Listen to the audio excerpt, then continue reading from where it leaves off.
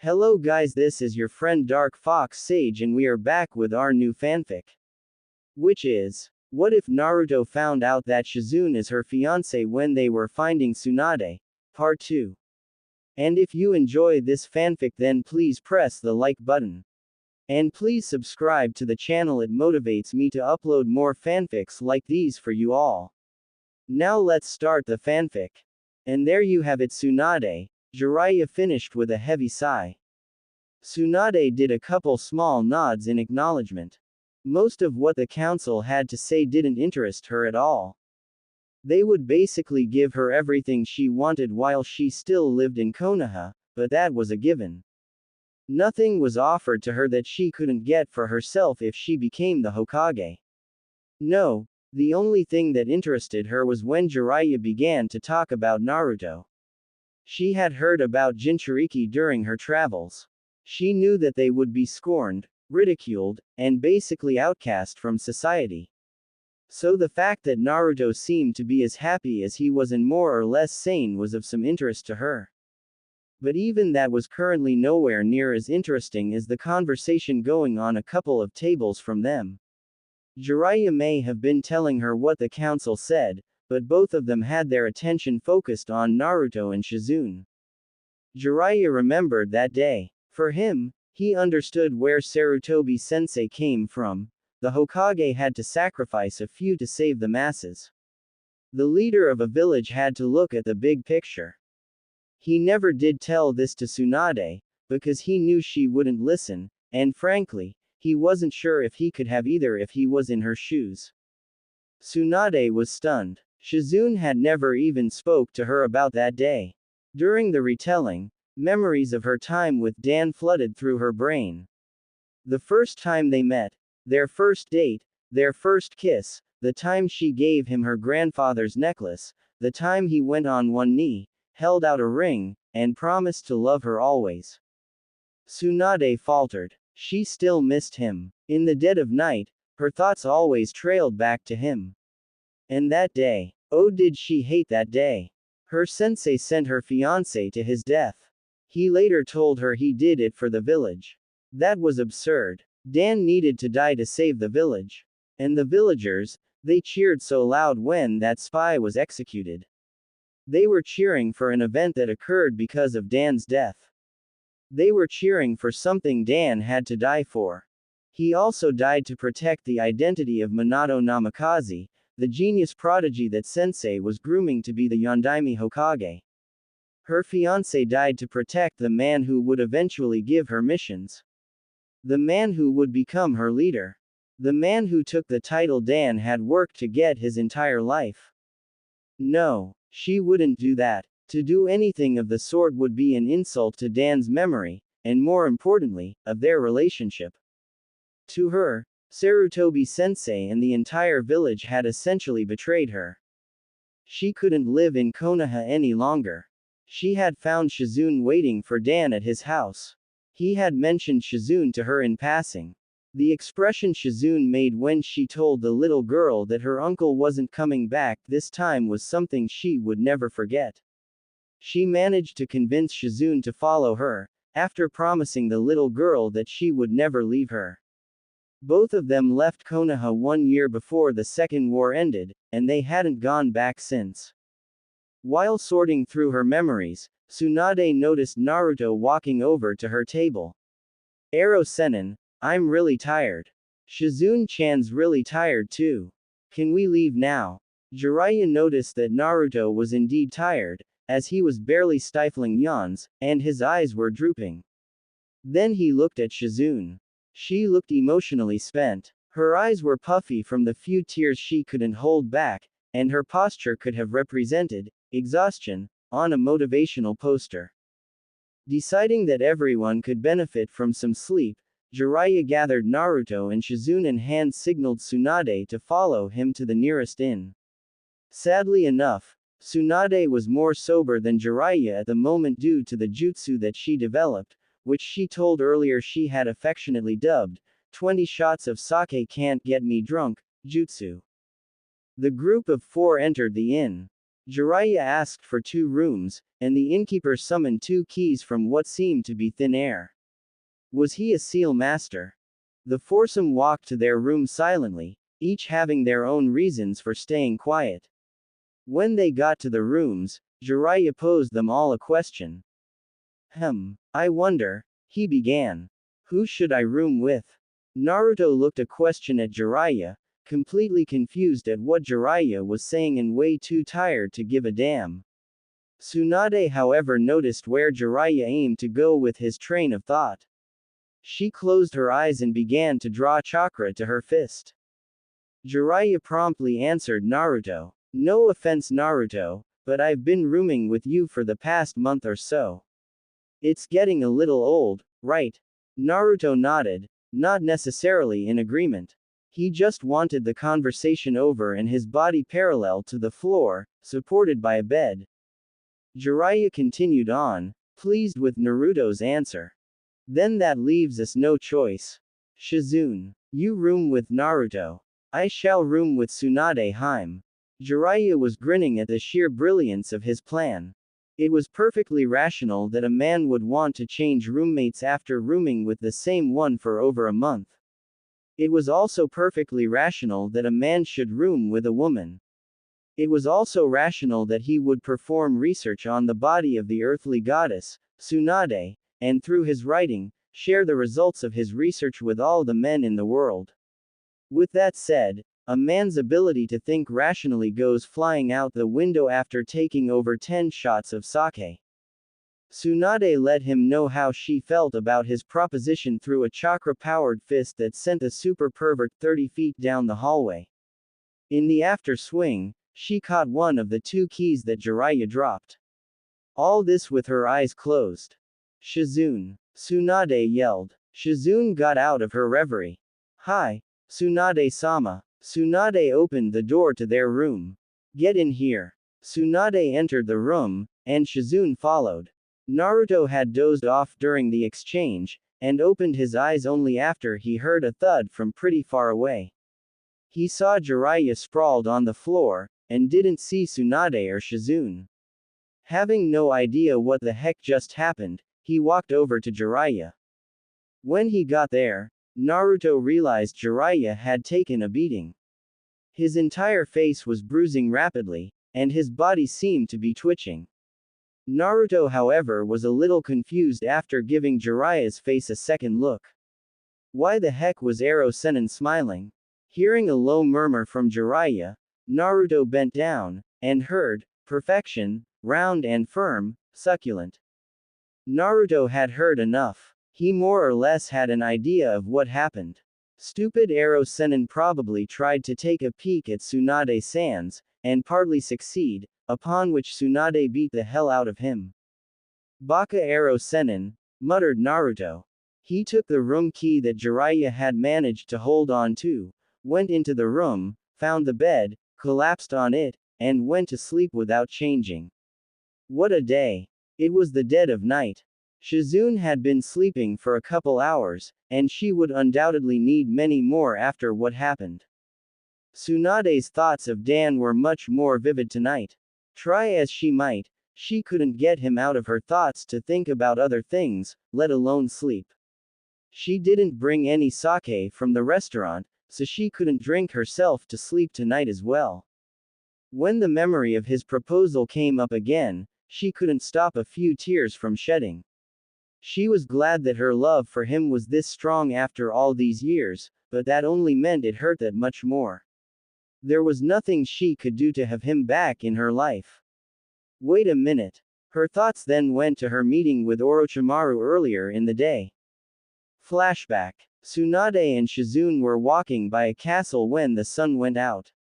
Tsunade turned her head towards the sun to see what was impeding the sunlight. Her eyes flared in surprise. It was the last person she had expected to meet. Orochimaru. Orochimaru and some goofy-looking kid wearing glasses with a gray ponytail jumped down from the castle. They landed about 5 feet from them. Orochimaru looked at Tsunade and smiled. Tsunade narrowed her eyes in response. That smile of his meant nothing good. The glasses kid just stood behind to the right of Orochimaru, and Shizune looked at Orochimaru's arms, wondering what on earth could have done that. The silence lasted for another minute before Orochimaru broke it. Tsunade, it has been so long. You haven't aged a day, I see. Perhaps you have succeeded where I am still trying and developed an immortality jutsu. If so, you must tell me all about it, Orochimaru finished, turning his smile into a knowing smirk. Tsunade chuckled as she slowly blinked and turned her face away from his. When she opened her eyes, she was staring at a lone cloud lazying by through the sky. Smiling, Tsunade decided that she wanted to be a little lazy today, and indulge herself with some gambling and sake. It had been over a day. Orochimaru, just get to it. I don't want to be here, you don't want to be here, so why don't you just say what you have to say so we all don't have to be here? Orochimaru agreed. There were other things that needed his attention at the moment as well. Tsunade. I paid Sarutobi-sensei a little visit not too long ago. Tsunade opened her eyes a little bit in surprise. Orochimaru then broke out into the most genuine smile he had in him. Let us just say that I am still here, ku. Tsunade understood the implication. Orochimaru had killed Sarutobi-sensei. My victory was not without injury, Tsunade, Orochimaru continued on. Sarutobi-sensei invoked Shiki Fujin, in a desperate attempt to kill me. He however could not finish the task, and sealed only my arms. I need my arms fixed, Tsunade. She widened her eyes at the mention of the Reaper death seal, but mentally snorted when he asked her to heal him. For someone reputed to be a genius, he really didn't understand the emotional bonds people create between each other. Or maybe it was that he couldn't. After all, if he could, would he have done what he did? She thought of the raining night when she had moved heaven and earth to get to Nawaki as fast as she could upon hearing that he had been severely injured in a mission. When she arrived at where he was being treated, her teammates were waiting for her at the entrance. Jiraiya's face turned ashen when he saw her, triggering her to break out into a cold sweat. Jiraiya told her that he had died, and held her as she cried her heart out. Certainly one of Jiraiya's better moments. But not Orochimaru's. All that snake-loving Git did was tell her that they had trouble identifying him due to the sheer amount of blood and damage to his face. He did that with a smile. He couldn't contain his mirth for what he told her next, that they couldn't even identify him through fingerprints because both arms were torn off. Bring her consciousness back to the present, she gave Orochimaru a once-over. His arms were an unnatural black. If they were sealed off, then that meant that they were basically a tumor to his body. He would soon begin to feel the effects of necrosis, if he hadn't already begun to experience them. Running through the symptoms of necrosis quickly in her head, she smiled when she got to intolerable pain. Misinterpreting her smile as a yes, Orochimaru grinned widely and walked towards her when Tsunade calmly replied, "No thanks. I decline." Orochimaru had a dumbfounded look on his face and immediately stopped advancing towards her. He almost looked hurt. Then she realized she had a golden opportunity to get back at him for what he said about Nawaki so many years ago. Oh, this is going to be fun. Orochimaru paled. Tsunade, what? She cut him off. I don't even recognize your arms. I mean, they're so black and all. Can you even do jutsus anymore? She then laughed out loud to her heart's content, and proceeded to walk away, leaving a very confused Shizune to wonder what just happened. He was somewhat miffed at her response, and a little bit surprised that Tsunade, who many years ago was little more than a fangirl towards him, would refuse this opportunity to help him. He didn't expect this reply from her. Quickly trying to come up with a solution, Orochimaru gave Tsunade an equally bright smile when he realized that he could offer her something he knew she couldn't refuse. Heal my arms, Tsunade, and I will give back to you the two men in your life that you loved more than life itself. Tsunade flinched and immediately stopped smiling. Shizune gave Orochimaru a vicious glare and prepared her Senbon for an attack. Orochimaru grinned. This had the exact effect he wanted. I will say it again, Tsunade. Heal my arms and I will give you your little brother and fiance. Tsunade narrowed her eyes and bared her teeth in anger. Shizune lost her cool and fired off two quick Senbon at Orochimaru, who blocked it with his arms by turning his body. They flopped around uselessly, but had managed to stop the attack.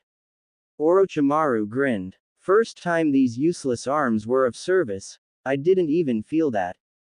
His grin quickly faded as Tsunade threw a punch into the nearby wall, leaving nothing but dust. Her eyes held nothing but repressed fury as she quietly said, "Don't fuck with me, Orochimaru." Never one to let others have the last word, Orochimaru chuckled and left her with a parting shot. Don't forget, Tsunade, I know all about you. More so than anyone else alive. Probably. Tsunade's eyes narrowed once more. Let us not forget that I know of your one weakness. Orochimaru said as the blood trail from his arms had finally gotten to his fingertips and fell onto the ground. Tsunade, noticing the blood, instantly paled, and went down on her knees, shaking and holding herself. Kabuto's left eye raised up in surprise. Hematophobia. This is most surprising. For a medical ninja to be afraid of blood. Kabuto shook himself out of his thoughts, and addressed the shaking Tsunade. Tsunade-sama, for us to bring back your brother and fiance, we will need 2 bodies. Please have them prepared in 2 days. We will meet you in the grassy fields to the east of the next town. Kabuto poofed out of existence and Orochimaru sunk into the ground, leaving behind a shaking Tsunade and a troubled Shizune. End flashback. She had never even considered taking the offer. As if that snake would ever live up to his end of the bargain. But as it was, she was an emotional wreck at the moment, and wasn't thinking clearly. She surprised herself by leaving the room through the window. She began to walk around the town. All the children that made the streets so lively earlier on had gone back home. The streets were quiet now. There were hardly any traces of life. There wouldn't have been any, if it weren't for her and 2 drunk men being ushered out of a bar by the owner. Get out and stay out. You are no longer welcome here, yelled the owner as he slammed the door in the taller drunk's face. The 2 drunks beat on the door for a couple seconds, yelling incoherent gibberish. They quickly grew bored, and proceeded to walk down the road. Well, not walk, so much as stumbling and bumping into each other every other step. They had managed to get about 10 steps down the road before the taller one collapsed on the shorter one and they both fell asleep where they fell. Tsunade walked over to the 2 drunks. They reeked with the smell of sake, but this wasn't anything she wasn't used to. She gave them a closer inspection. They were some ugly-looking men. Their hair looked like it hadn't seen water in months, and shampoo in years. They had some grotesque-looking scars on their faces. They probably got cut there in some fight, and didn't bother to wash it out, which triggered an infection. Both men were seriously overweight, and wore little more than rags as clothes. Tsunade did not find the view pleasing. Even Jiraiya's better looking than these 2 worthless drunks. Then it hit her. 2 drunks. 2 sorry excuses of human beings who probably went from town to town, stopping at local bars, ordered a ton of food and sake, got roaring drunk, and had the owners kick them out to avoid having to pay. She played her meeting with Orochimaru back in her head. Her thoughts then raced through all the memories she had of Dan and Nawaki. She could do it. She could have them back in her life. The only cost would be these 2 drunks, which no one would miss. Tsunade stared at the drunks for a good 10 minutes. In that time, the taller drunk had started to drool, and it ran down his face and into the shorter drunk's open mouth. Gross, thought Tsunade as she waged a war with herself on what she should do.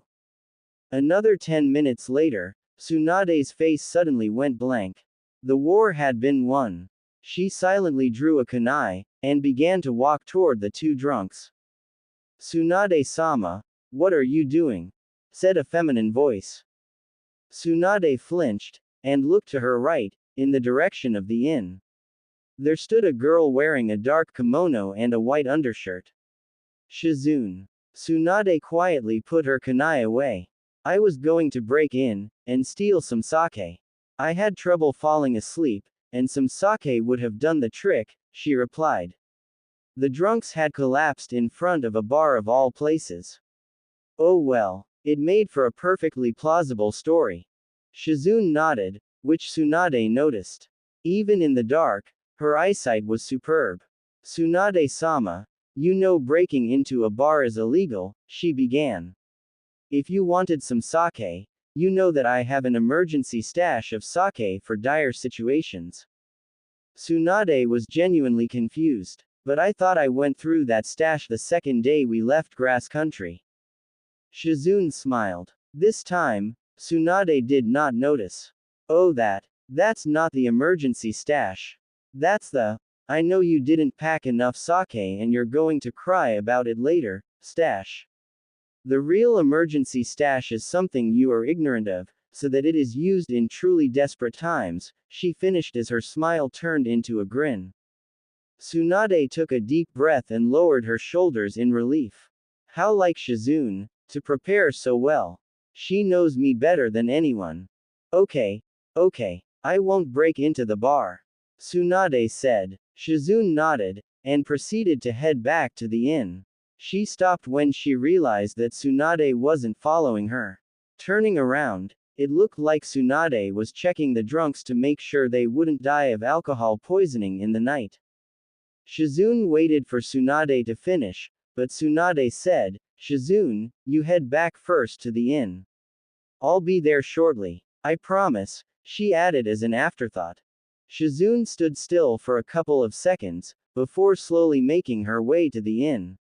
She wasn't even on her fifth step when she quietly said, "They won't come back.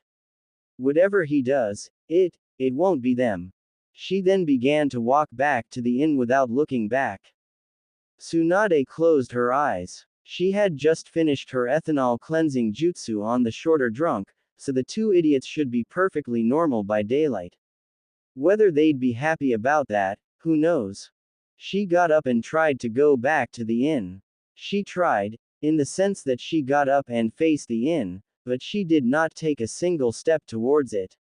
She stood completely still for a couple seconds before turning her head at the two drunks again, giving them a really hard look. The sunlight peeked through the windows and landed on Naruto's face. Going to sleep a little later didn't seem to do him much damage. He woke up feeling every bit as energetic as he normally did. If there was anything he was proud of, it was his stamina. He looked around for Jiraiya, but couldn't find him. When he looked around in the room, he realized that he had left Jiraiya outside in the hallway. Oops. He washed his face, brushed his teeth, made himself look presentable, and left the room. To his surprise, Jiraiya wasn't where Naruto had left him last night. He then went down to the entrance of the inn, where Jiraiya was waiting for him at a table. Naruto walked over to him, and to his utter delight, Jiraiya had a warm bowl of miso ramen. Naruto was salivating, and could only form the words, miso, ramen, me, want, before he took a breath, and smelled the ramen. That was the breaking point. He could wait no longer. He all but dive-bombed into the noodles, barely picking up the chopsticks before tearing into the ramen with a frenzy. Jiraiya chuckled as Naruto began to choke from trying to eat too much at once. He hit Naruto a couple times on the back, as he told him to slow down. Naruto growled in response, but did slow down a bit. Jiraiya procured a cup of water from seemingly nowhere, and gave it to Naruto, who took it eagerly. In less than 3 minutes, the bowl was completely empty. You could have washed the bowl 10 times, and it wouldn't look as clean as it did right then. Naruto burped, and let out a satisfied sigh. Ero Sennin, you are awesome. How did you know I wanted to eat ramen for breakfast? Jiraiya shook his head. Kid, That's all you want to eat for any meal. Naruto grinned sheepishly. Oh yeah. Jiraiya then looked over in the direction Naruto came from, and said, Tsunade and Shizune haven't come out yet. I wonder why. This train of thought went down the gutter fast. Jiraiya started to grin lecherously as he prodded Naruto and whispered in his ear, Hey kid. What do you think they're up to? Naruto didn't understand what was going on. Sleeping. Why? Jiraiya let out an exasperated sound and whispered again in Naruto's ear, You know what I think. I think they're doing the nasty. I think they're doing it. Naruto started to turn a shade of red as Jiraiya got to thinking. I should be doing research. What the heck am I still doing here? Jiraiya proceeded to leave quickly, but Naruto grabbed his arm and said, Oh no you don't you Ero Sennin. You're not going to do your research on Shizune-chan. Jiraiya was about to protest, but realized the kid had a point. Shizune was way too flat-chested and underdeveloped for his tastes.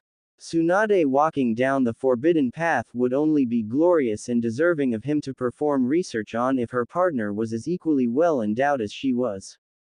If not, it would be a travesty. And odds are they were just sleeping anyways. Jiraiya sat down at their table and asked Naruto a question. So brat, while we wait for Tsunade and your Shizune-chan to come down, there anything you want to do? Naruto growled at being made fun of, but there in fact was something that he wanted to do. And this was as good a time as any to ask for it. Ero Sennin, Naruto began. I'm stuck at learning the Rasengan and need some help. Could you? Naruto faltered. Given his days at the academy, and even as a member of Team 7, it was hard for him to ask someone for help. Naruto took a deep breath, steeled himself, and put his heart on the line again. Could you help me out? Jiraiya smiled. The brat hadn't asked him for help once throughout their entire search for Tsunade. He gave Naruto the bare specifics, and Naruto somehow managed to perform what was asked of him, greatly surprising Jiraiya. But the Rasengan was a fickle thing, and seasoned Junin couldn't do it properly, and that with proper tutelage. How was a genin supposed to figure it out on his own?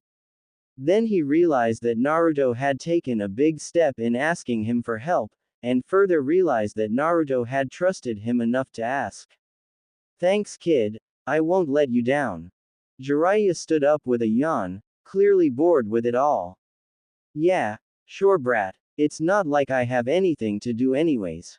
Come on, let's go work on it somewhere private. Jiraiya led the way out of the inn. Naruto followed him quietly without uttering a word. No one saw the huge smile on his face. I just don't get it, Ero Sennin. Naruto exclaimed as he fell on his butt, exhausted. He had been at it for over 2 hours, and no luck. He just couldn't get the third step down. Jiraiya just stared at Naruto. The kid did get it. He hadn't had this much success in training anyone with the Rasengan since, well, ever. He tried to teach Kakashi, the Yondaime's student, but that ended up disastrously. In fact, in his frustration, Kakashi gave an all-out effort in creating the Rasengan, only to come up with a ball of lightning that sounded like 1,000 birds chirping. Kakashi later found out that the thing he made was an extremely effective assassination jutsu, but it required much more chakra than the Rasengan. Jiraiya just told him, if it works for you, great. Now here he was with Kakashi's student. The kid had progressed further than Kakashi ever had. He understood the concept of swirling the chakra in different directions without having each flow of chakra be impeded by another flow going in a different direction. He had managed to concentrate so hard that he burned a hole in his hand, which made the chakra flow faster, which added power to the technique. What Naruto could form was the Rasengan. He just had to do the third step, which was to cover what he could already form with a thin yet strong layer of chakra that prevented the swirling chakra from escaping out, maximizing the damage inflicted at one spot. Naruto at the moment looked extremely upset with himself. He looked like he was ready to give up. Jiraiya decided it was time to be a little serious and let Naruto know just how close he was. Naruto, Jiraiya said, which made Naruto lift his head up and look at Jiraiya. You have no idea at all, at how much progress you've made so far. Naruto looked at Jiraiya dumbly, and began to protest. But Ero Sennin, I can't do the third step. It's so hard. It takes every bit of control I have to even form it up to the second step, and that's with a Kage Bunshin. Jiraiya chuckled, and decided to let Naruto know the history of him trying to teach the Rasengan. Kid, I've tried to teach the Rasengan to several ninja in the past. They were all top-notch ninja who had outstanding records as members of Anbu. None of them got up to where you are right now. You have come the farthest out of anyone I have tried to teach. Naruto went still for a moment, before breaking into a ear-splitting grin. You really mean that, Ero Sennin? You're not trying to pull a fast one on me, are you? Naruto was jumping up and down, his previous exhaustion completely forgotten. Jiraiya laughed out loud in a manner similar to a fat dude who climbs down chimneys and gives free presents near the end of each year. I kid you not, Naruto. It's the truth. Naruto started jumping around faster, ridiculously pleased with himself. Jiraiya began talking again. But, I did say that the third step was the hardest part. Naruto stopped his jumping, and mumbled something about ruining his moment. The third step isn't the hardest part conceptually. It's in fact, the easiest to understand. It's just the hardest to do. There's nothing you can really do to learn it faster. It basically comes down to chakra control, pure and simple. If you have the control, you can do it. If not, you can't. That's all there is to it. Naruto looked down at the ground upon learning of this. So this means I can't do it, huh? He was blinking back tears. I tried so hard to learn this, Ero Sennin, I really did. I thought I could do it, but now you're telling me that I can't. Jiraiya chuckled, and ruffled Naruto's hair a bit before giving his reply. I didn't say you can't learn it ever. I meant that you can't do it now with your current level of chakra control. All you have to do is work really hard on your chakra control. Practice tree climbing until it becomes second nature for you to do so. Practice water walking until it's no different to you than it is to walk on solid earth. Practice holding a leaf to your head until you don't even realize that you're doing it. If you work on your chakra control, there is no way in hell that you won't be able to use the Rasengan someday. Jiraiya finished confidently. Naruto looked at Jiraiya with awe. He could still learn the Rasengan. And not only that, the Ero Sennin gave him some additional training that would help him become Hokage.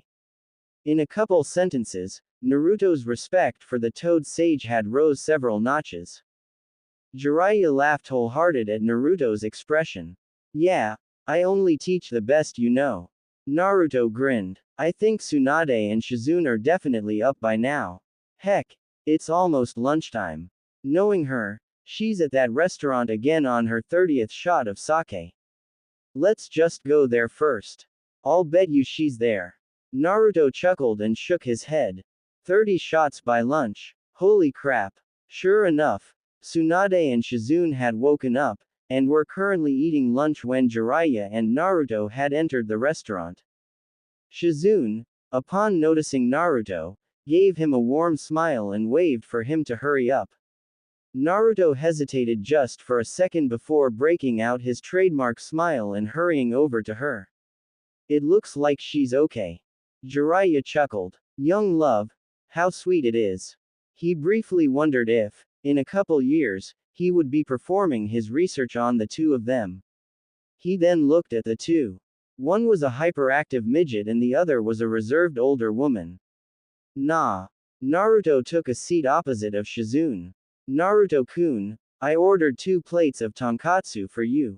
I saw that you were hungry after only eating one last night. Shizune said. Naruto was extremely pleased. She understood that he wasn't completely satisfied with 1 plate, and she had ordered ahead of time, so that it would get here much sooner. Naruto only had to wait a couple of minutes until the waiter brought the tonkatsu. Very hungry from training for the past 2 hours, Naruto dug into his plate with vigor. Shizune chuckled when she saw how eagerly he was eating. She poured some water into an empty glass, patiently waiting for him to start choking on his food from eating too fast.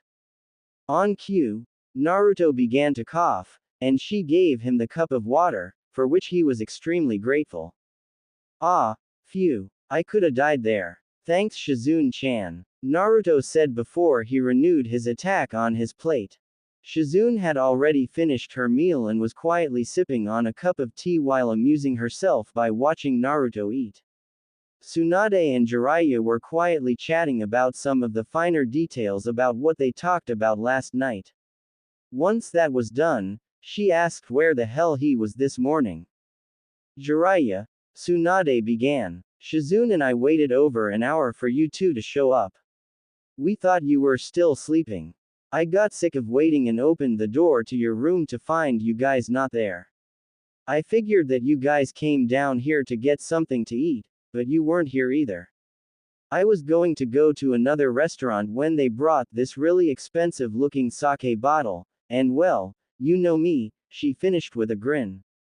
Chuckling, Jiraiya took a sip of his tea and responded. We were up before you two. I already ate, and I found some miso ramen that someone threw away, and I gave it to Naruto for breakfast. Naruto stopped eating for a second to look at Jiraiya in utter shock while Shizune narrowed her eyes at Jiraiya in distaste at what he had done. Laughing out loud, he told them it was a joke, and would Naruto please learn what a napkin was. He turned his attention back to Tsunade. I was teaching Naruto a jutsu while we were looking for you two. He almost has it, but he got stuck at a certain point. He asked me for help, and I went out trying to help him out while you were snoring the day away. Tsunade punched Jiraiya on the top of his head. I do not snore, you peeping bastard. While Jiraiya was massaging his scalp, Tsunade asked him, so what about this technique is he having trouble with? Jiraiya grinned and said, oh, he isn't having trouble with the jutsu, per se. It's just a matter of chakra control. He's still too young to have the control he needs to use this jutsu. Tsunade began to laugh loudly. Very loudly. It actually took her around 20 seconds to quiet down. Jiraiya didn't understand what exactly was so amusing. What's so funny? Tsunade, who had just about stopped laughing, replied, the brat has crappy chakra control. I've never heard of a Hokage wannabe who even had average chakra control. There's no way he can ever be Hokage. Naruto's head shot up, and Shizune looked reproachingly at her sensei. Tsunade-sama, she began, but Naruto cut her off. Ero Sennin said that no one had the chakra control needed to use this jutsu when they were my age, he said monotonously. Shizune turned to look at Naruto, surprised at his tone of voice. Tsunade herself was surprised. She expected the kid to blow up and start yelling about how he was the greatest or something stupid similar to that. Heck, Naruto startled himself with his answer. Tsunade quickly recovered. Hey brat, I don't know what Jiraiya is thinking, but Shizune here had enough chakra control to be a hospital medic nin when she was 13. Naruto flinched. Sakura had mentioned things about medic nin to him in the few conversations that she didn't do him physical harm. Did she want to be one? Medic nin were at least Chunin level ninja who had extremely high chakra control. They specialized in medical jutsu to heal combat wounds, or treat patients in a hospital. So it is possible for ninja my level to have very high chakra control, Naruto thought. The Hokages were nothing but the best, and I have a long way to get there, he mused. Shizune gave Tsunade a very hard look while Jiraiya inwardly was fuming at Tsunade. Shizune had high chakra control for her age because her chakra reserves weren't anywhere near what Naruto had. Factor in the Kyuubi's chakra, and it's a miracle the kid has enough control to perform a henge. Naruto finished his second plate, and let out a satisfied sigh. He turned his head to look at Tsunade, who he noticed was smirking at him. He decided that he needed to tone her down a little. Naruto put his hands behind his head, leaned back into his chair, and put a lazy grin on his face. Well, if your chakra control is so great, then why don't you become Hokage? Tsunade's eyes narrowed in anger. He knew that one would tick her off. Now for the haymaker. And what do you know anyways? You're just a vain old hag who refuses to look her age. You're old enough to be a Ba-chan. Hey, you know what? That's what you are. A Ba-chan. Tsunade no Baa-chan. Naruto finished, with a heavy inflection at the end of his little speech, grinning victoriously. Tsunade snapped. Nobody called her old, let alone call her a Ba-chan. Realizing that she was imagining his very slow and painful death, Tsunade shook her head, got up, and pointed at the door of the restaurant. Outside. Now, was all she said. Naruto recoiled. He was a dead man walking. He pushes her buttons a little bit too hard and now he was paying the price. He tried to create a light atmosphere and get out of the whole mess. Tsunade-sama, think about this for a second. Naruto stuttered. You don't really want to kill me, you're just upset that you're so old. Tsunade's entire body tensed up. Shizune shook her head and sighed while Jiraiya was cracking up. The kid needed to learn to think before he talks.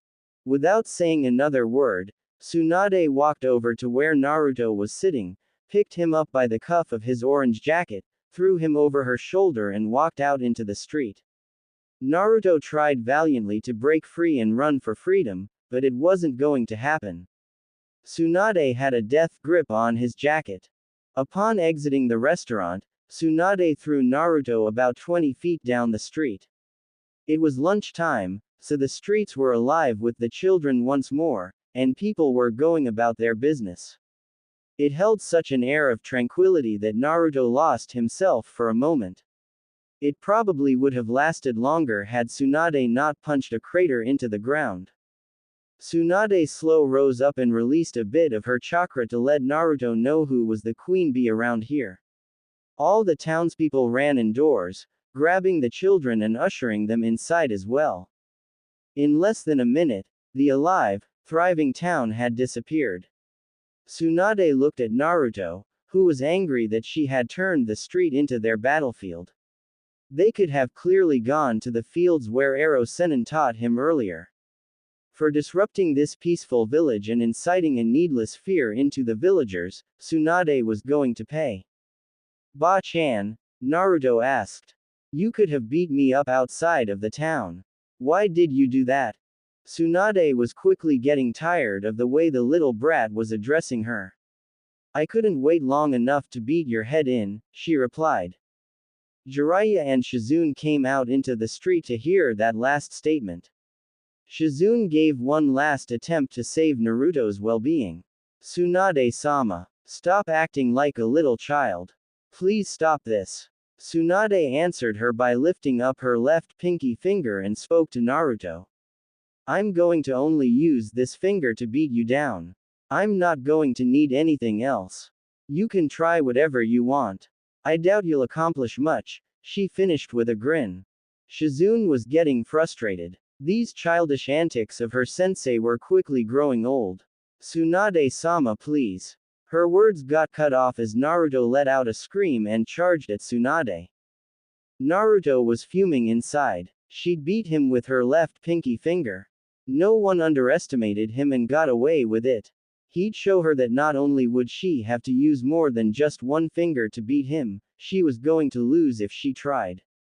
He threw a right hook at Tsunade's face, which she quickly dodged by squatting, and threw her left pinky at his chin, lifting him off the ground. Naruto fell on his butt, and was slightly dazed from the hit.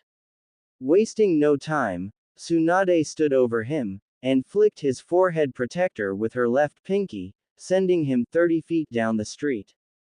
Naruto slowly got up, dusting off some of the thicker patches of dirt that got on his jacket. Tsunade grinned, and egged him on some more. I didn't think that this fight would be this easy, brat. With what Jiraiya was saying, I expected to have to use both pinky fingers against you. I have to say I'm sorely disappointed. Naruto was incensed. A disappointment? She had some nerve to say that. If there was anything that he tried not to be, it was that. Ero Sennin was also watching this fight, and he wasn't going to let him down. Naruto formed a hand seal. Kage Bunshin no Jutsu. A smoke cloud formed to Naruto's right. Once it cleared up, the Naruto on the left was holding a blue ball of chakra while the Naruto on the right was disrupting the flow of the chakra in seemingly random places. Shizune's eyes widened as she finally learned what jutsu Naruto had been working on. The Rasengan, the Yondaime's jutsu. O Tsunade-sama, why did you not ask him what he was working on? Of course he doesn't have the control to do the Rasengan, elite Junin have trouble with it. She was secretly glad that the jutsu he was learning was such a high level one, surely Tsunade-sama would recognize her errors and stop this stupid fight. Tsunade on the other hand was shocked. The kid was learning that. And not only that, what he had formed looked to be the real deal. It looked exactly a genuine Rasengan. If it weren't for the fact that she knew it was an incomplete one, she would have been a little afraid. Well, performing a jutsu's one thing, and executing it's a whole another monster. She doubted that he could hit her even if he had managed to form a perfect one. The Naruto on the right poofed out of existence. Naruto went full speed towards Tsunade with the intention of scoring a direct hit on her body. When he got to within 5 feet of Tsunade, Naruto aimed the Rasengan directly at her stomach, yelling, "Rasengan!" Tsunade sighed. The kid had no sense of tactics whatsoever. A direct attack with no feints. No misdirection. It was as if he believed she was going to stand still and let him hit her. You've got a long way to go, brat, if you ever want to be Hokage, she mused. Tsunade stepped to the left and caught his right arm, holding it away from her. The Rasengan quickly dissipated. Looking down at Naruto with a smirk, she was surprised to see him smiling. What's he smiling for? What are you so happy about, you little brat? Naruto wrenched his arm from her hand and said, "You used your entire hand." 5 fingers. Tsunade looked at her right hand, and was surprised. She had forgotten about her little declaration after seeing the brat form a real-looking Rasengan. She couldn't let him know that he won. She didn't have it in her to admit defeat. Tsunade shrugged. I was just being nice. I could have moved farther and dodged it altogether. I just didn't want you tripping and hitting yourself with that thing. Naruto nodded, secretly very pleased with himself for getting out of the fight without suffering too much damage to his ego and very little damage to his body. He was about to walk over to where Jiraiya and Shizune were standing when Tsunade turned towards Jiraiya. Jiraiya, are you trying to teach this kid the Rasengan? What's the point of teaching him this technique when he can't even master it? Filling his head with stupid dreams. To actually think that he'll become Hokage someday. Naruto stopped moving. Jiraiya gave her a venomous glare. There was only so many times you can put someone down. Shizune was simply stunned that Tsunade could be so cruel. She began to walk over to Naruto to reassure him when he abruptly turned around to look at Tsunade. He gave her one of the biggest smiles he'd ever made. Okay.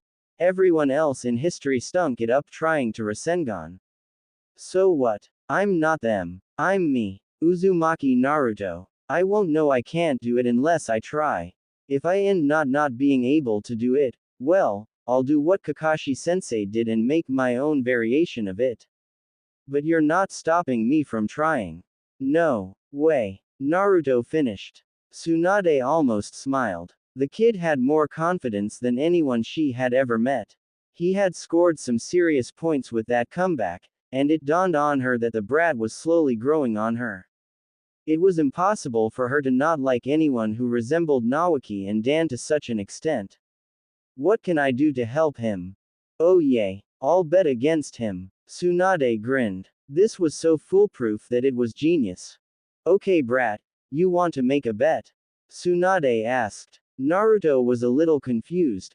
This was not what he was expecting her to say.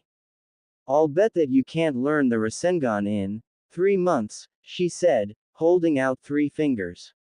Naruto's eyes narrowed. 3 months. He'd been at learning the Rasengan for over a month already. He didn't need 3 months. You'll buy me all the sake I want for a month, Tsunade said, grinning. A feeling of dread came over Naruto. He didn't expect to lose the bet, but the mere idea of having to buy sake for Tsunade had him breaking out in a cold sweat. Naruto reflexively shivered. If anything, he sure as heck was going to be motivated to learn the Rasengan as soon as possible. He closed his eyes and put his hands behind his head and asked her a question. Oi ba-chan, what do I get when I learn the Rasengan? He opened his eyes to see Tsunade charging at him. He couldn't process what was happening fast enough, and before he knew it, she had him in a headlock. Again with the ba-chan. Tsunade thought angrily. What the hell is wrong with this brat? Naruto was struggling against her for all he was worth. In other words, he got nowhere. She had him in a death grip and wasn't easing up in the least. Hearing a lecherous giggle, Tsunade turned around to see Jiraiya writing furiously with the definition of perverted smile on his face. That did it. Any thoughts of letting him off evaporated into the hot summer day. She renewed her death grip on his head and broke out in delighted laughter when he heard his muffled screams of pain. She was a little surprised. Knowing Jiraiya, she thought the kid would be a full-blown pervert. As it was, the kid wasn't even breaking out in a nosebleed. So the kid's not a pervert Let's see how far we can take this. Giving Jiraiya a devious smile, she moved Naruto's head so that it was right in her cleavage. Jiraiya guffawed like a horse and proceeded to write even faster before the stimulation was too much and he broke out into a titanic nosebleed and passed out on the floor. Tsunade smiled. Tsunade 1, Jiraiya 0. Naruto realized that his situation had become even more dire. Instead of just having his face being flattened like it was earlier, now it was being crushed from the left, right, and middle. On top of that, someone turned out the lights. It was very dark where he was. Getting a little desperate, he moved his head in what few directions he could and began to fight against her even harder when he noticed a faint glint of light. He stopped moving his head around and tried to concentrate his eyes on where it came from. He found it again, and for whatever reason, couldn't stop looking at it. When Tsunade felt Naruto go still, she wondered if the kid passed out. Letting him go to check if he was still conscious, she found that he was, but he still wasn't moving. Knowing rigor mortis takes more than half a day in this heat, she pushed him hard away from her. Naruto was unprepared for the shove, and almost tripped on his own feet. He managed to stay on his 2 feet while never taking his eyes off that glint of light, which turned out to be a green stone that she was wearing as a necklace. He had no idea why he couldn't tear his gaze from the stone, and had even less of an idea why the stone had such power over him. Tsunade noticed where his eyes were staring at and groaned. Sigh, I was wrong. The brat's been corrupted by Jiraiya. He's just a lot smarter in getting what he wants. Quickly getting sick of a little brat ogling her goodies, Tsunade decided to get him to stop by embarrassing him. Hey brat, she began with a seductive smile. Like what you see. She gave him a wink for good measure. Naruto, realizing what part of her body the stone was at, was about to sputter out an apology when he realized her game. In the past month traveling with Jiraiya, Naruto had observed Jiraiya performing research a number of times. Over time, he came to a gradual understanding of how men and women tease each other. He blew Tsunade the biggest raspberry he could, and said, "Who'd want to stare at you, old ba-chan?" Shizune let out a gasp and put her hand over her mouth. Realizing that Naruto was about to meet Kami-sama, she offered the venerable Kami a quick prayer. Kami-sama, please protect Naruto for the next 10 seconds. He knows not the words he has just uttered and the wrath he has just unleashed.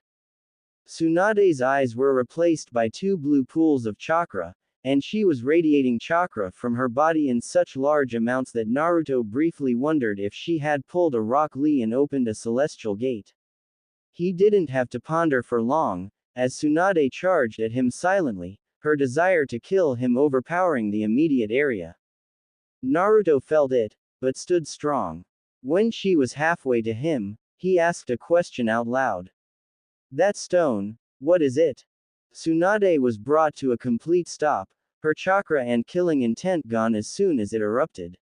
Her shock was obvious in her body language and her surprise even more so in her tone of voice. What stone are you talking about? Naruto didn't budge. That green stone that you're wearing is a necklace. Tsunade inwardly flinched. The stone was the last memoir she had of her grandfather, the Shodaime Hokage of Konoha. Its monetary worth could have supported a small village for years, and the sentimental value it held to her was above priceless.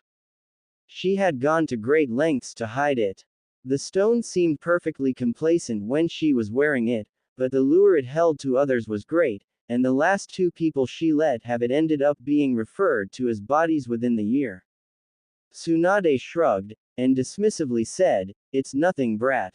Nothing at all." Naruto straightened out a bit, and gave her a smile. He was pleased at her response. Well, if it's nothing to you, Ba-chan, when I master the Rasengan, I want that. He pointed at the stone for emphasis. Tsunade was shivering inside. The brat had no idea what he was asking of her. She had only given the stone to the two people she loved unconditionally with all her heart. And it broke her heart each time she had to claim it again from their lifeless bodies. Outside, Tsunade was an emotionless statue. No can do, brat. This stone's worth a small fortune. You can bet that you'll master the Rasengan, the Karyuenden, the Shiki Fujin and the Hiraishin in 3 months, and I won't take it. Tsunade thought this would stop the brat from asking again. After all, she threw 3 of the Yondaime's jutsu in there, and the kid always perked up when that man was mentioned. Naruto was musing. He had no idea what the Shiki Fujin or the Hiraishin were, but he knew the Karyuenden was the apex of fire jutsu. He had overheard Kakashi-sensei mentioning it to Sasuke. It created a massive flame in the shape of a dragon that seemed to have a mind of its own. The flames were several times more intense than the fireball Sasuke could already form, and required a very high affinity with fire, whatever the heck that meant.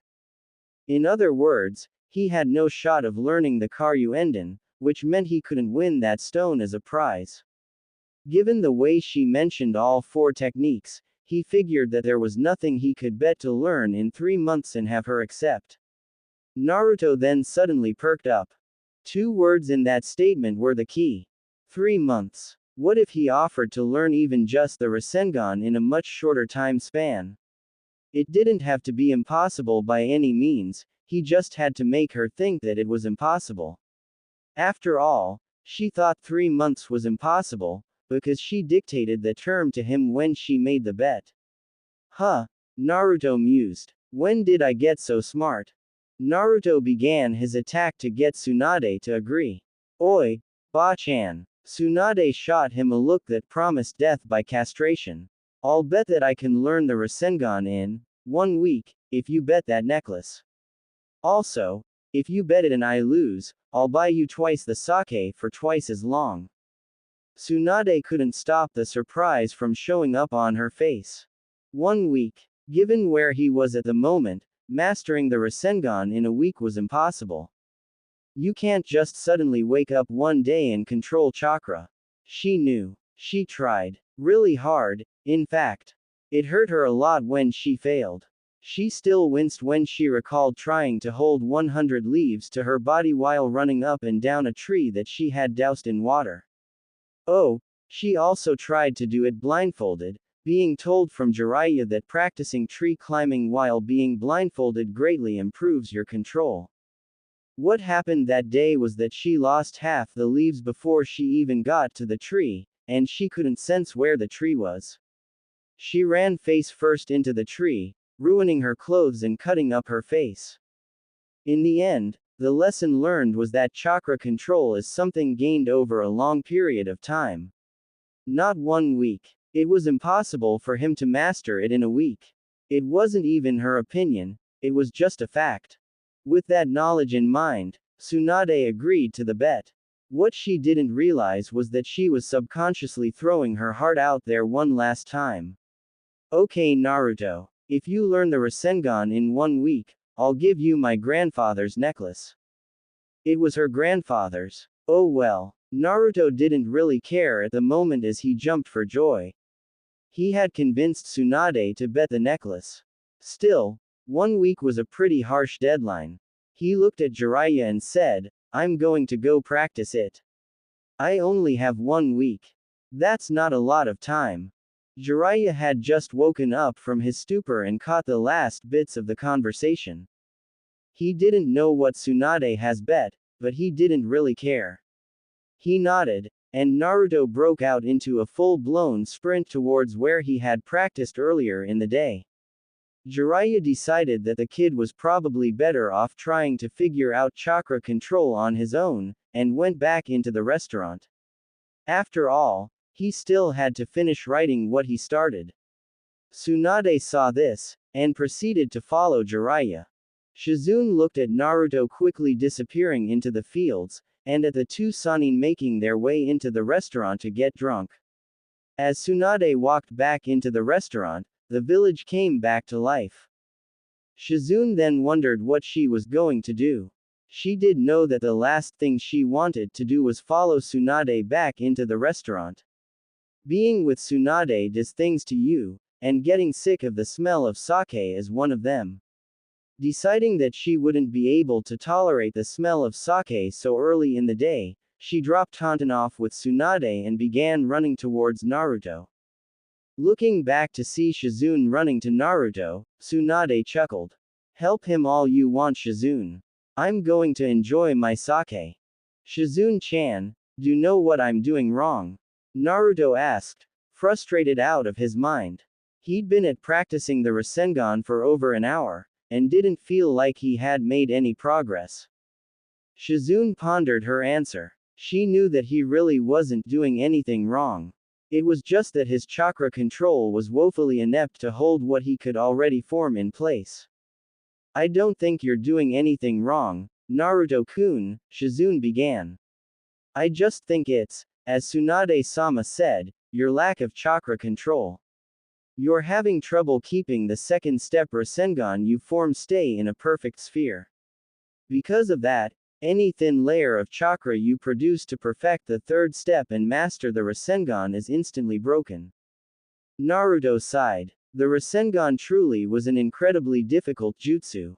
To even do the first step, a ninja had to have sufficient chakra control to swirl around an amount of chakra in enough different directions, while maintaining a spherical shape. Many people can't even do that, as they either don't have the chakra control or the chakra capacity to practice it enough to get it down. If you get past the first step, you then had to pump a lot of chakra into it for power, making control and capacity an even bigger issue, while maintaining a spherical shape. Then the last step was to create a thin layer of chakra that held the entire thing together, keeping the power inside. The spherical shape is emphasized in the final step more than ever, as even a small mistake in the shape at some point would burst the layer of chakra holding the swirling chakra together. Naruto's demeanor instantly became bright when he went over everything that made the Rasengan so difficult to learn.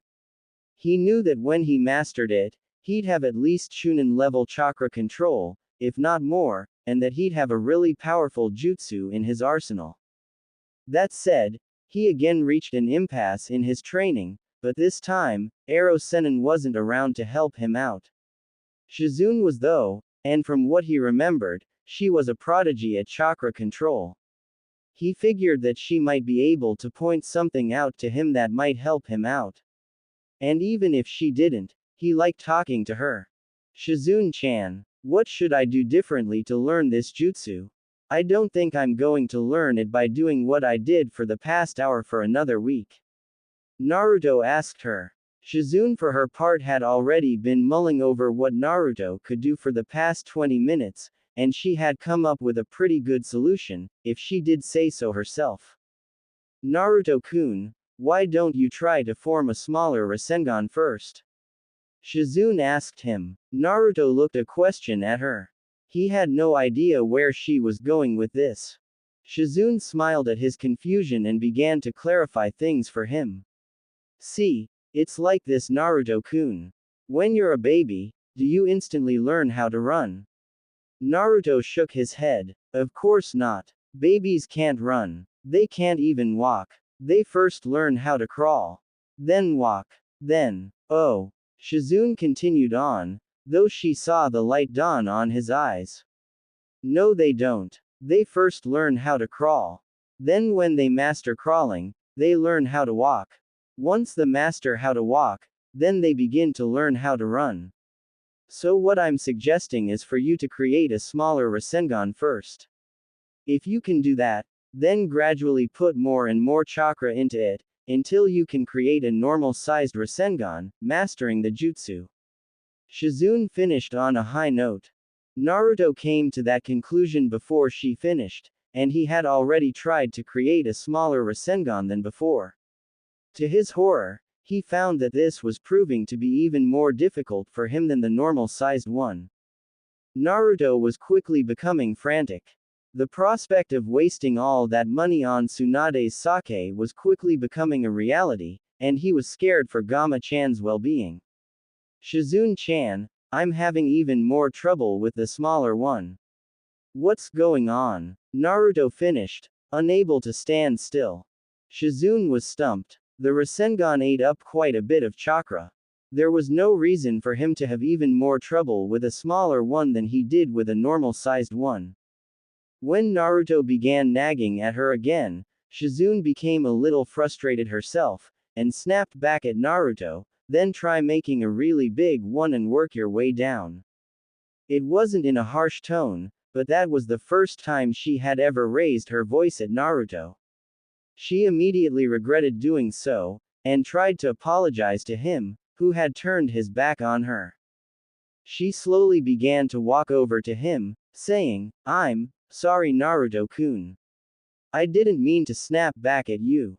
It's just that, well, I really want you to learn this jutsu, and prove Tsunade-sama wrong.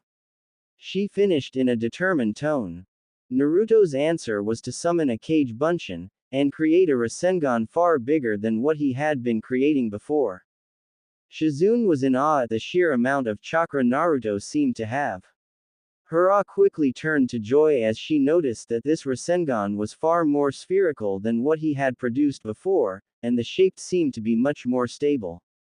When Naruto finally performed the third step on it, he had managed to keep the shape for a whole 3 seconds before the Rasengan destabilized and died out.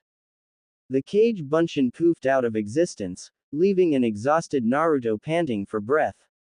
He had put quite a bit of chakra in that Rasengan, but it wasn't any more than what he needed to create 50 Kage Bunshin, which he normally can do without even breaking a sweat. What tired him out was the amount of concentrating he had to do to keep the Rasengan together. It took a lot out of him and his head was hurting from concentrating too hard. Mistaking his panting as chakra exhaustion, Shizune quickly rushed over to Naruto. Naruto-kun, are you okay?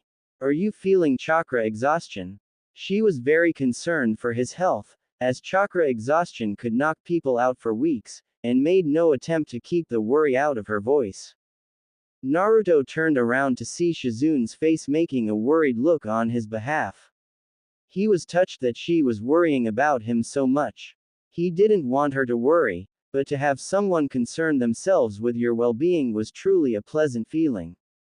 His mental exhaustion more or less gone, he jumped up and started skipping around her with a huge smile on his face, yelling, "Yada!" Each time he landed.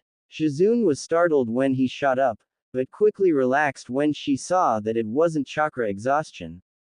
She couldn't keep a smile out of her face after seeing how happy he was. Naruto then yelled to her, Shizune-chan, you were right. I just have to create huge Rasengans and work my way down to a normal one. You were right, you were right, you were right. Naruto exclaimed as he began to skip around her even faster. He didn't keep that up for long, however, as he landed after one particular skip, he shot towards Shizune and enveloped her in a bear hug. Shizune jumped a little in surprise. Naruto was short for his age, so he only came up to her shoulders. Her thoughts quickly faded from how tall he was to how much she was enjoying the hug. It had been over 14 years since her uncle last hugged her. Tsunade wasn't much for physical contact outside of causing bodily harm to others. Traveling around with tsunade meant that she couldn't date. In other words, human contact was a very scarce thing in her life, let alone a hug with as much contact as the one Naruto was currently giving her. She could feel the strength of his body through how strong the hug was. But most importantly, she felt his warmth. The body heat of another person. It was such a warm and pleasant feeling. Wanting more contact, and to applaud his progress, Shizune gave him a little hug back. Naruto felt her hug him back, and it triggered a feeling that he never felt before. He just knew that from this point on, he would always do his best to make Shizune happy. That smile she made when he was skipping around her was something he wanted to put on her face every second she was around him. That smile full of mirth and affection, without any trace of deception. Letting her go, Naruto grinned sheepishly at Shizune. Sorry about that, Shizune-chan, he said as he rubbed the back of his head with his hand. Shizune smiled back in response and let him know she didn't mind. It's alright, Naruto-kun, it's not like I was offended or anything by it. In fact, I got the feeling that you really liked hugging me, with how strong your hug was and all, she finished, teasing him. Naruto blushed, turned his face away from her to hide his embarrassment. Shizune then decided to probe. So Naruto-kun, did you like hugging me? Naruto, still looking away, tentatively nodded. Shizune mentally grinned. So he liked it too, huh? I'm glad. Well, I'll tell you what. If you master the Rasengan in a week, I'll give you a hug, Naruto-kun. How's that sound? Naruto's face broke into a huge smile. You really mean that, Shizune-chan? He asked of her. He looked like he was having trouble staying still long enough for her answer. He probably wants to jump around again. Shizune thought, laughing at the mental image. When she nodded, Naruto did a single jump while yelling, woohoo! In celebration before landing and quickly running away from her. When she asked him what he was doing, he looked back at her and yelled, I need to master the Rasengan faster than ever now. I'm going to train all day and all night. Just you wait, Shizune-chan. I'll have it mastered before the week ends. You can count on it. Shizune chuckled before she walked over to under a tree to watch him practice. She was still in awe at his seemingly limitless stamina. How he could produce Rasengan after Rasengan that big in practice control was beyond her. It broke the rules of chakra and nature as she knew it. Then she looked at his eyes, full of determination and vigor. She thought that his eyes were quite comely with that glint. Shaking her head, she proceeded to stop that train of thought. As time went on, Naruto was training every bit as hard as when he began, if not harder. Shizune began to notice the muscle definition on his arms, and the few times he failed to keep the Rasengan under control, the following explosion kicked up a sizable gust of wind, revealing his stomach for seconds at a time. From the few times she saw it, she noticed that it had quite a bit of definition for a 12-year-old. However, each time she thought that, she looked at her face, and reminded herself that he was only 12. His face still had a bit of baby fat left, and it added to his childish personality. As Naruto finished his second hour of training, Shizune began to doze off. It amused her that he seemed to show no signs of fatigue after 2 strenuous hours of training where she was struggling to stay awake from just watching him.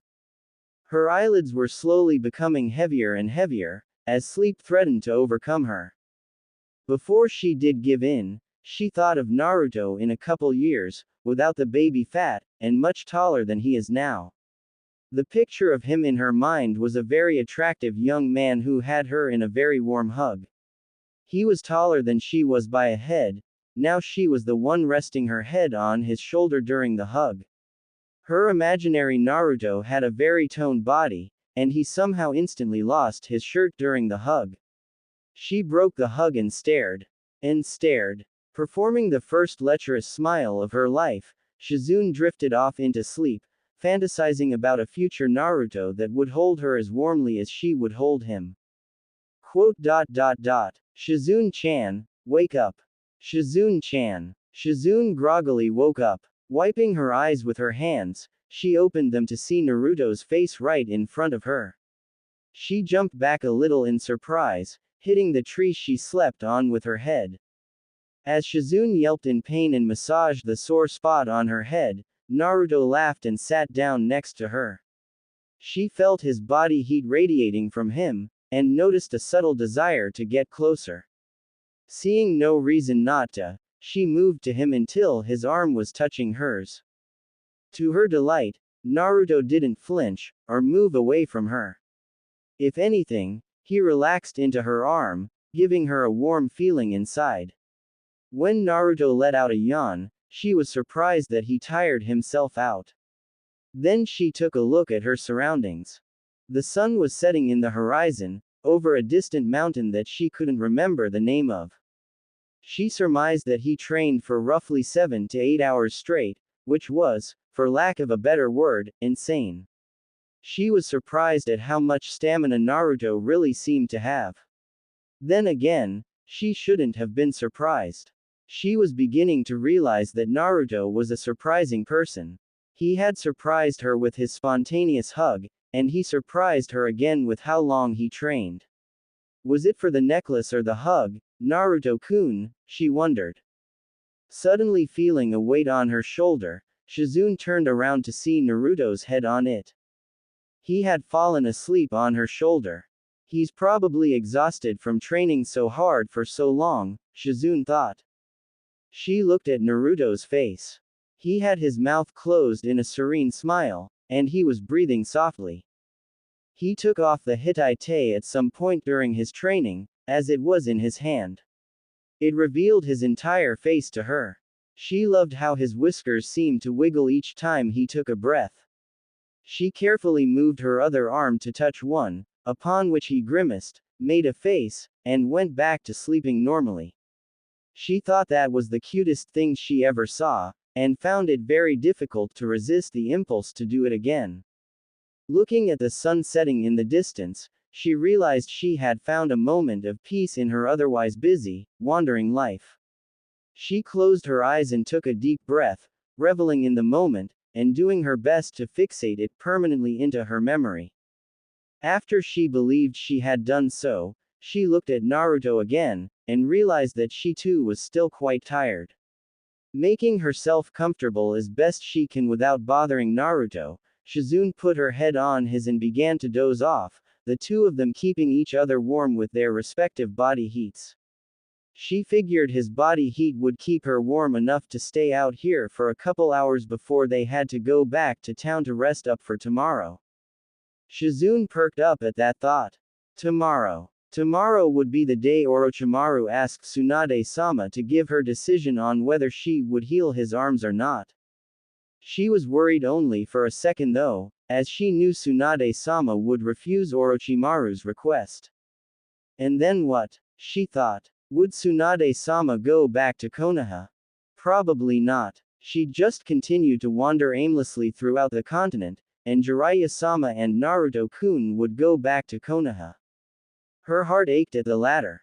She would continue to follow Tsunade-sama, and Naruto-kun would go back to Konoha. This was really the last time that she had to be with him. Blinking back a few tears, She decided that all she could do was enjoy the time she had left with him, and proceeded to rest her head on Naruto's again. She decided that it was awfully comfortable, far more than a pillow was. I wonder if they sell Naruto-kun pillows at Konoha, she thought to herself, giggling at the thought. She got all the laughs she could, because she was sure there weren't going to be many tomorrow.